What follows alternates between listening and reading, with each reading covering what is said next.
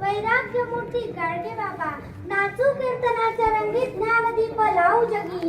यासारख्या अभंगाच्या माध्यमातून बहुजन समाजाला 700 वर्षापूर्वी ज्ञानाचे घोट पाजले ते संत शिरोमणी नामदेव महाराज. आम्हा घरी धना शब्दांचीच रत्ने, शब्दांचीच शस्त्रे यत्न करू, शब्दांचीच आमुच्या जीवाचे जीवन, शब्दांचीच वाटू धन जनलोका. तुका म्हणे पहा शब्दाची हा देव, शब्दांचीच गौरवे पूजा करू. यासारख्या अभंगाच्या माध्यमातून बहुजन समाजाला 400 वर्षापूर्वी शब्दाची महती सांगितली ते संत जगद्गुरु तुकोबराया. आपल्या वाणीच्या आणि शब्दाच्या माध्यमातून तुकोबरायांच्या गाथा बहुजन समाजापर्यंत पोहोचवल्या ते संत जगनाळे महाराज. मृत्यूच्या मैदानात मर्दाच्या मनगटात देहाच्या धुंदीत झुंज करून स्वराज्य मिळवणारे छत्रपती शिवाजी महाराज. काळ्या छातीवरील अभिमानाची दरी कोरणारे मावळ्यांचे बछडे विठू माझा लेकूर बाळा संगे गोपाळा चांगला असं म्हणणाऱ्या संतांची संतभूमी. जुलमी जातीयवादाच्या विरोधात दंड ठोपटून बंड पुकारणारे महात्मा ज्योतिराव फुले. चातुर वर्ण व्यवस्थेचा चेंडा मेंढा करणारे लोककल्याणकारी राजे राजर्षी शाहू महाराज. भारतीय राज्यघटनेचे शिल्पकार मोदी सत्व डॉक्टर बाबासाहेब आंबेडकर. माता जिजाई, माता सावित्री, माता रमाई, संत मुक्ताई, संत जनाई, संत कान्होबात्रा या सर्व महामानवांना आणि थोर संतांना मी पूर्वा विलासराव कांजळे सर्वप्रथम टाळ्यांच्या गजरात नम्र सन्माननीय व्यासपीठ, व्यासपीठावरील सर्व सन्माननीय मान्यवर आणि समस्त डोंगरावली येथील भाविक भक्त, रसिक श्रोते हो, आज आम्हाला संत विचारांची गरज आहे. जे वर्तनी होतं ते वाचनी किंवा श्रवणीय केलं आणि जे निव्वळ वाचनी किंवा श्रवणीय असावं ते मात्र वर्तनात आणलं म्हणून परिवर्तन नाही. या समाजाचं सर्वात मोठं नुकसान जर कोणी केलं असेल ना तर ते कोणा वाईट लोकांनी नाही केलेलं. या समाजाचं नुकसान वाईट लोकांच्या सक्रियतेनं जितकं केलं त्याहीपेक्षा जास्त सज्जनांच्या निष्क्रियतेनं केलं. वाईट तर कालही सक्रिय होते, आजही आहे, उद्या येतील, पण स्वतःला सज्जन समजणारी माणसं कमालीची निष्क्रिय झाली. मला काय त्याचं तो बघेल ही जी भावना मनात आली ना तिथून समाजाचं नुकसान व्हायला लागलं.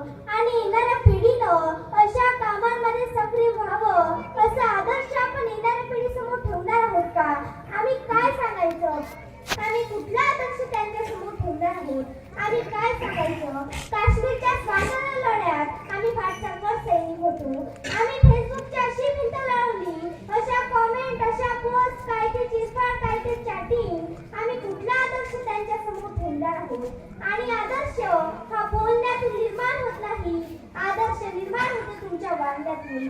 बोलून आदर्श निर्माण झाला असता तर सर्वांनी भाषण देऊन आदर्श निर्माण केली असती पोरांसमोर. पण बोलून आदर्श निर्माण होत नाही, आदर्श निर्माण होतो तुमच्या वागण्यातून, तुमच्या कर्तृत्वातून आणि तुमच्या आचरणातून. घरात पाठी लावून ठेवायची, व्यसन करू नये आणि घरी गेल्यावर पोरालाच सांगायचं जा जरा घोरदेव, तिची तुळी लावणे आणि एक पाठी माझ्यासाठी भरणार. बापच पोराला सांगतो जा चुलीवरून सिगरेट पेटून आण आणि पोरगा अशी सिगरेट पेटून आणतो जशी ऑलिम्पिकची जोड. माझा बाप जादूगार आहे, माझा बाप कानातून धूर काढतो, नाकातून धूर काढतो, हे सगळ्या गावात सांगतो. माझा बाप जादूगार आहे हे शिकवले का आपल्याला राष्ट्रसंत श्री तुकोजी महाराजांनी, ज्ञानोबा तुकोबा चोखोबांनी शेतकऱ्यांना पहिली कर्जमाफी माझ्या थोर संत तुकोबरायांनी दिली. त्या कर्जमाफीची कोणती टीव्हीवर ऍडव्हर्टाइज नाही, कोणत्या बॅनर पोस्टरसाठी खर्च केला नाही. आज शेतकऱ्याच्या भरोशावर देत चालतो, त्याचाच माल त्यालाच नेते सांगतात आम्ही दिली कर्जमाफी, आम्ही मिळून दिली मदत. त्याच्या लाखो रुपयांचा फ्लॅट, लाखो रुपयांच्या नोटेस कुठे जाऊन ठेवला आम्ही देश, कुठे जाऊन ठेवला आमचा महाराष्ट्र. आमच्या नेत्यांनी स्वतःच्या सुख सुविधा पगार एवढे वाढून घेतले की त्यांना 7 पिढ्या सरणार नाही. आमच्या नेत्यातच खोक्याच्या भाषा सुरू झाल्या. शेतमजूर शेतकऱ्यांचे रक्त पिल्या जात आहे म्हणून आज आम्हाला राष्ट्रसंत तुकडोजी महाराजांच्या गीतेची, ग्रामगीतेची, अभंगाची गरज भासत आहे. तुकाराम महाराज म्हणाले होते पुत्र व्हावा ऐसा गुंडा ज्याचा त्रिलोकी झेंडा. परंतु आजची वाट पाहतो आहे आपण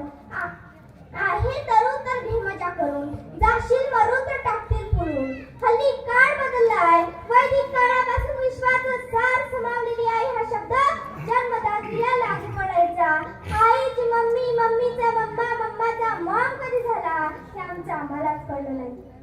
पबजीच्या काळात आईचा पदर हरवला आणि नवीन पिढीत गदर झाला. आताची आमची अवस्था काय? ज्या वेळेस मासाहेबांच्या गर्भात शिवबाराचे कलेने आकार घेत होते त्यावेळेस मासाहेब जिजाऊ नेमक्या काय करायच्या? आपला पोरगा गोरा पान जन्माला यावा म्हणून केसर, दूध, काजू बदाम पीत नव्हत्या. ज्ञानाचं बालमडू आपल्या राजांना पाजत होत्या. कुळाचा अभिमान बनवत होत्या. माय मावल्यांना आपल्या काळात नवीन पद्धती आली. Bed rest. सासू वाशीने 1-2 महिने काम करते पण एकदा माहेरी गेली की बेड रेस्ट. आणि सोबतीला आणण्याची बली खुलता कडी खुले ना आग्निक शिका तुझ्याच जीव रंगलाय. आणि मुलगा मुलगी जन्माला आली की आपल्या मुलीचा डोल जिजाऊ, सावित्री, रमाई, मुक्ताई, जनाई, कानपात्र नाही तर देवयानी, सोनाक्षी. आणि मुलाचा डोल छत्रपती शिवाजी महाराज, राष्ट्रसंत तुकडोजी महाराज, तुकाराम महाराज, ज्ञानेश्वर महाराज नाही तर सलमान, शाहरुख, शहीद कपूर. आमची संस्कृती काय, आमची अस्मिता काय, आमची जबाबदारी काय आणि आमचा वारसा काय? कोणा मावतीनं मारतोय आम्ही? मुलींना गर्भपाताच्या गोळ्या देऊन गर्भातच मारले जाते हो. बापाला तर मुलगा पाहिजे पण एक स्त्री नाही मुलगाच पाहिजे. गोळ्या खाऊन मुलीला मारण्यात स्त्री सुद्धा कारणीभूत आहे. मुलगा कुणाचा दिवा असतो हे शिकवले का जिजाऊ, सावित्री, रमाई, मुक्ताई, जनाई, कानपात्रांनी आम्हाला? तर मुली काहू कुणाचे बंद नाही होऊ शकत? कशी मला तिला शिकले अशा कड्या तोडल्यावर? सांगा कसे दिवे लागणार अशा पंत्या मोडल्यावर? आणि कशा जन्माला येथील मुक्ताई, कानपात्र, तुळजाई या कड्या मोडल्यावर? आपल्या पोरांना सांगा आमच्या महाराष्ट्राचा इतिहास कोणा ऐराणेरानं लिहिलेला नाही. तो थोर संत, थोर महापुरुषांनी लिहिलाय. कोणा मौतीनं मरतोय आम्ही? महाराष्ट्रातल्या पोरांनी मरावं पण मरणालाही सलाम ठोकला जावा अशा मौतीनं मरावं. आठवा ते राष्ट्रसंत तुकडोजी महाराज, आठवा ते गाडगे महाराज, आठवा ते तुकाराम महाराज आणि आठवा ते ज्ञानेश्वर महाराज. मुलांवरती पहिला संस्कार त्यांच्या उदरातून होत असतं.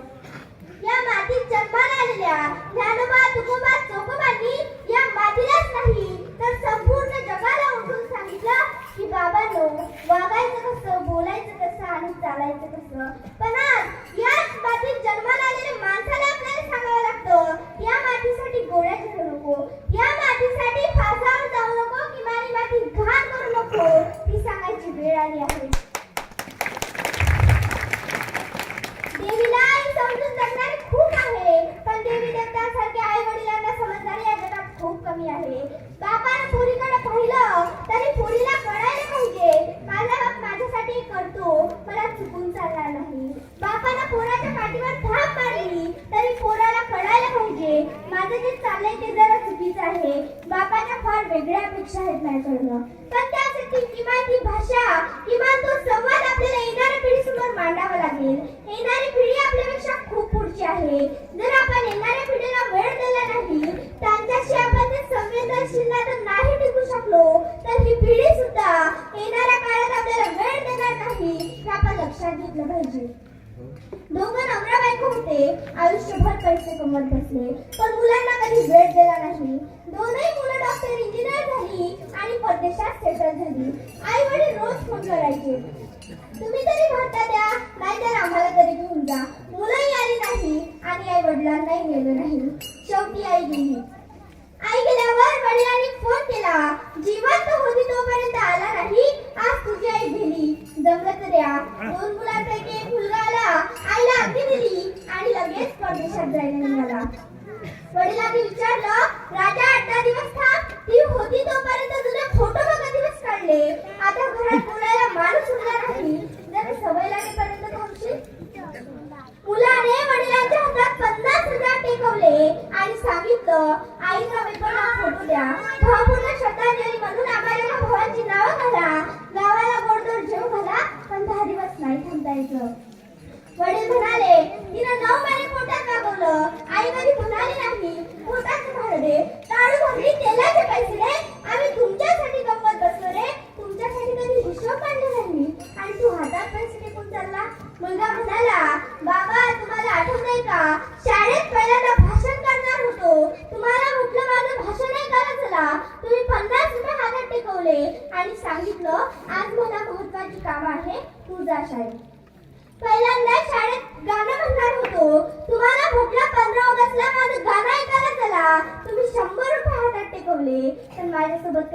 वेळेत आला नाही. मला ज्यावेळेस वाटलं तुमच्या हातात हात देऊन फिरावं त्यावेळेस तुमचा हात मिळाला नाही. आज आमच्याकडे भरपूर पैसे आहेत पण 10 दिवस एवढा वेळ नाही.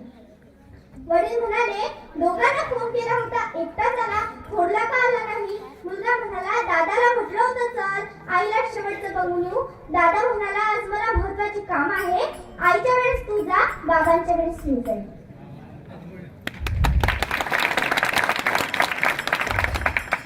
आई वडिलांना सुद्धा दिवसासाठी वाटून घेणारी मुलं जन्माला येतील. आम्ही काय करायचं ठरवलंय पोराबाळांच्या बाबतीत, कोणता संस्कार द्यायचा हे ठरवा, कोणता विचार द्यायचा हे ठरवा. येणाऱ्या पिढीसोबत प्रेमाने बोलावं. आम्हाला बोलायला सुद्धा वेळ उरलेला नाही. व्हॉट्सअप फेसबुकवरती असलेल्या लोकांशी संपर्क साधायला वेळ आहे पण घरातल्या म्हाताऱ्या माणसाशी बोलायला आम्हाला वेळ उरलेला नाही. घराच्या बाहेर पडताना वडिलांच्या पायावर डोकं ठेवा. किती वेळ लागते हो, बाप असा आशीर्वाद देतो, पठ्ठ्या सुखात राहा. आईच्या पायावर डोकं ठेवा. आई जीव ओवाळून टाकते हो. आई म्हणते माझं आयुष्य तुला लाभो, सुखात राहा. पण ही नाती गोती जपायला सुद्धा आमच्याकडे वेळ उरलेला नाही. तिथे ज्ञानोबा समाधीला जायला निघाले आणि निवृत्ती महाराज रडायला लागले हो. नामदेवरायांनी विचारलं निवृत्ती दादा रडता का? आकाशात कितीतरी तारे येतात आणि निघडतात, आकाशाला काय त्याचं दुःख? त्यावर निवृत्ती महाराज समोर आले आणि म्हणाले नामदेवराया ज्ञानोबाची आणि माझी भेट कालही होती, आजही आहे, उद्याही होईल, पण भाऊ म्हणून हे सगुण रूप पुढे पाहायला मिळणार नाही याचं दुःख होत आहे आणि आम्ही 10 वर्ष भावाभावाशी बोलत नाही. माय मावल्यांनो आपल्या मुलींना विश्व सुंदरी बनवण्याचा नाद कधी करू नका. आपल्या मुलींना संस्कार सुंदरी बनवा. सुंदरतेला महत्त्व आहे असं मला म्हणायचं नाही. राष्ट्रसंत तुकडोजी महाराज सुंदर होते पण त्यांनी स्वतःचं चारित्र्य इतकं सुंदर बनवलं की हजारो लोक त्यांच्या पायावर आपलं डोकं ठेवतात. अहो गुणाची सुंदरता ही काळानुसार वाढत जाते पण रूपाची सुंदरता ही काळानुसार कमी होते ही वस्तुस्थिती आहे. मी दिसते कशी, मी दिसते कशी, मी दिसते कशी, मी दिसते कशी, यापेक्षा मी वागते कशी, आलेल्या पाहुण्यांचा आदर करते कशी, आई वडील सासू सासऱ्यांसोबत वागते कशी, तेव्हाच या सर्व महामानवांच्या आणि थोर संतांच्या जयंत्या पुण्यतिथ्या साजरा होतील असं मला वाटतं. जीवन एक चक्र आहे. निसर्गाचं काहीतरी देणं आहे. निसर्गाकडून निवड घेण्याचे काम केल्यापेक्षा आपल्याकडे जे ज्ञान आहे ते समाजाला देणं महत्वाचं आहे. भगवंताने आपल्याला दोनच हात दिले, एक देण्यासाठी आणि एक घेण्यासाठी. भगवंताला काय अवघड आहे हो? दोनच का दिले? जाणीवपूर्वकच दोन दिले, एक देण्यासाठी आणि एक घेण्यासाठी. विद्याधिकाऱ्यांची एक सुंदर कविता आहे. देणाऱ्याला देत जावं, घेणाऱ्याला घेत जावं, घेता घेता एक दिवस देणाऱ्याचे हात घ्यावे. हिरव्या पिवळ्या डोंगरांकडून हिरवी पिवळी शाल घ्यावी, सह्याद्रीच्या कड्यांकडून छातीसाठी धार घ्यावी, वेड्या पिशा ढगांकडून वेडपिसे आकार घ्यावे, मातीमधल्या प्रश्नासाठी पृथ्वीमधून हुंकार घ्यावे, उसळलेल्या दऱ्यांकडून पिसळलेली आयाड घ्यावी, शांत वाहणाऱ्या भीमेकडून तुकोबाची माळ घ्यावी. देणाऱ्याला देत जावं, घेणाऱ्याला घेत जावं, घेता घेता एक दिवस देणाऱ्याचे हात घ्यावे. किती सुंदर कविता आहे. भगवंताने आपल्या समोर दोनच ऑप्शन ठेवले, तुमच्याकडे आहे ते ठेवून जा, नाहीतर मग तुकोबरासारखं लोकांमध्ये वाटून जा, पण वरती घेऊन जाता येणार नाही. माझा दावा आहे भगवंताने आपल्या जवळ फक्त दोनच ऑप्शन ठेवले. बरं वाटून जायला फार मोठं मन लागतं म्हणून नाईलाजाने आपल्याला ठेवून जावं लागतं. बरं जर वरती घेऊन जायचं ऑप्शन जरी असतं तर आपण सुखानं गेलो तरी असतो का हो? जाता जाता याचं नेता येते का, त्याचं नेता येते का आणि एखादा लयास मागं लागला तर म्हटलं असतं हे तुझं तुला परत. इतके हुशार आहोत आपण. म्हणून भगवंताने आपल्या समोर दोनच ऑप्शन ठेवले, तुमच्याकडे आहे ते ठेवून जा, नाहीतर मग लोकांमध्ये वाटून जा, पण वरती घेऊन जाता येणार नाही. माझा दावा आहे तुम्ही एक दाणा पेरा, हजारो दाणे उगवतील. तुम्ही जितकं तुमचं या समाजाला द्याल त्याच्या लाखो पाठीनं आणि निसर्ग तुमचं तुम्हाला परत करत असतो. तो तुमचं 1 रुपयाचं सुद्धा उसनं ठेवत नाही. फक्त ती देण्याची दानत आपल्यात असली पाहिजे. या भारतात बंधुभाव नित्य वसुदे, देव वरच्या साधे, हे सर्व पंथ संप्रदाय एक दिसू दे, मतभेद नसू दे. दे अशी प्रार्थना करणारे, देशभक्तीची सांगड घालणारे, मानवतेची राष्ट्रीयतेची प्रकाश शिकवण देणारे 20व्या शतकातील थोर संत पुरुष. या देशाला नेमकी कशाची गरज आहे आपल्या थोर संतांनी ओळखले होते. 1936 ते 1942 मध्ये लोक जागृती, धर्म जागृती लोक संघटनामध्ये स्वतःला वाटून घेतले. श्री गुरुदेव सेवा मंडळ गावागावात स्थापन करून हजारो युवकांना संघटित केले. त्यांनी आपल्या प्रभावी भाषणाच्या माध्यमातून पारतंत्र्यात खितपत पडलेल्या देशाला आणि देशातील जवानांना जागे केले आणि स्वातंत्र्यासाठी क्रांतीची प्रेरणा दिली. झाड झुडूले शस्त्र बनेंगे, भक्त बनेंगी सेना, पत्थर सारे बॉम्ब बनेंगे अशा क्रांतिकारी घोषणातून त्यांनी सैन्याचे मनोबल वाढवले. त्यानंतर आष्टी, चिमूर, बेलुडा, यावली या गावागावात स्वातंत्र्याची ज्योत पेटवली. 1947 साली आपला भारत देश स्वतंत्र झाला. आपल्या स्वातंत्र्याचे सुराज्यात रूपांतर करण्यासाठी राष्ट्रसंतांनी कमर कसली आणि अलौकिक अशा साहित्याची निर्मिती केली. आपला देश लोकशाहीचा देश आहे. त्यामुळे आपण आपला लोकप्रतिनिधी मतदानाच्या माध्यमातून निवडतो आणि सर्वांनी आपली जबाबदारी म्हणून मतदान हे केलेच पाहिजे. मतदानाचं महत्त्व सांगताना राष्ट्रसंत म्हणतात, मत हे दुधारी तलवार उपयोग केला बरोबर तरी आपला झुलतो वार आपल्यावरी. जर लोकप्रतिनिधी चांगला असेल तरच देशाचा विकास होऊ शकतो. म्हणूनही मग चारित्र्यवान राष्ट्रप्रेमी बनावा, प्रत्येक युवक राजकारणात यावा. यासाठी ग्रामगीतेमध्ये आदर्श दिनचर्याचे महत्त्व सांगितले आहे. पण आता युवक हा व्यसना भिंतेकडे जास्त वळला आहे. त्यामुळे राष्ट्रसंतांनी त्याला उपदेश केला आहे, माणसा सरळ हो असा सोडावा तसा, पिऊ नको मदिरा झुरली, पिऊ नको मदिरा झुरली. फजिती बहुतांची झाली, फजिती बहुतांची झाली, बुद्धी कशी नशी उरली, यात किती तरी घरे मुरली रे जी जी जी जी जी हो. कृषी प्रधान देशात आज शेतकरी फासावर चढत आहे. राष्ट्रसंतांनी अवस्था आधीच पाहिली, म्हणून त्यांनी आधीच सांगून ठेवले, कच्च्या मालाचे कारखाने सुरू करा, शिक्षण घ्या, शिक्षणाशिवाय काही होऊ शकत नाही. 19व्या अध्यायात राष्ट्रसंत म्हणतात, शिक्षण यासाठी घेतो की जीवन जगतावे सुलभपणे, घरे शिक्षण घेऊ. आपल्या देशात थोर संत नामदेव महाराज, संत तुकाराम महाराज, संत जगनाडी महाराज, संत सावता महाराज, संत सेना महाराज, संत कबीर होऊन गेले. त्यांनी भोजनाच्या अन्यायाविरुद्ध आपल्या लेखणीतून, आपल्या भोजनातून, आपल्या अभंगातून, आपल्या शिक्षणापासून तर आपल्या आरोग्यापर्यंत संदेश दिला. तो संदेश आपल्या महामानवांनी, महापुरुषांनी आपल्याला दिला. म्हणजे थोर संतांची आणि महापुरुषांची एक नाळ जुळली आहे हे आपल्या लक्षात येते. पण इतिहासकारांनी त्यांना सुद्धा खोडून ठेवले, खोडतोड केली, भलत्याच गोष्टी आपल्याला सांगितल्या. आज ते टीव्हीवरील संत नवीन उपदेश देतात, माया में ब्रह्म है, ब्रह्म में माया है, मनुष्य का शरीर नश्वर है, प्रभु का ध्यान करो. आणि लोक त्यांना लाईव्ह प्रश्न विचारतात, बाबा मेरे कमर में पीठ में दर्द है, बाबा कुछ उपाय बताओ. बाबा तुम्ही तो विचारतो, क्या नाम है बेटा? सुरेश. सुरेश कुंभ राशि के हो, गोलगप्पे खाते हो? कितने खाते हो? 4-5. 4-5 खाते हो? कौन से रंग की चटनी के साथ खाते हो? बाबा लाल रंग की चटनी. लाल रंग की चटनी कुंभ राशि के लिए हानिकारक है. कल से गोलगप्पे हरे रंग की चटनी के साथ खाया करो. हे सांगायचे 1 लाख रुपये घेणारे बाबा आमच्या देशात आहे. निर्मल बाबाची प्रॉपर्टी पहा किती कोटीची आहे. निवड फालतूपणा हेच सांगितलं का आपल्या संतांनी आपल्याला?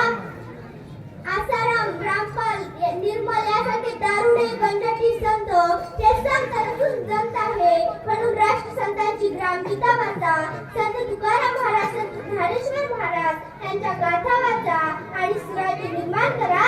जाता जाता एवढंच सांगते, पत्थर फूटने से कुछ ना मिले, पुस्तक पढ़ने से मिले ज्ञान, मंदिर जाने से अगर मिले भगवान, मोठी गला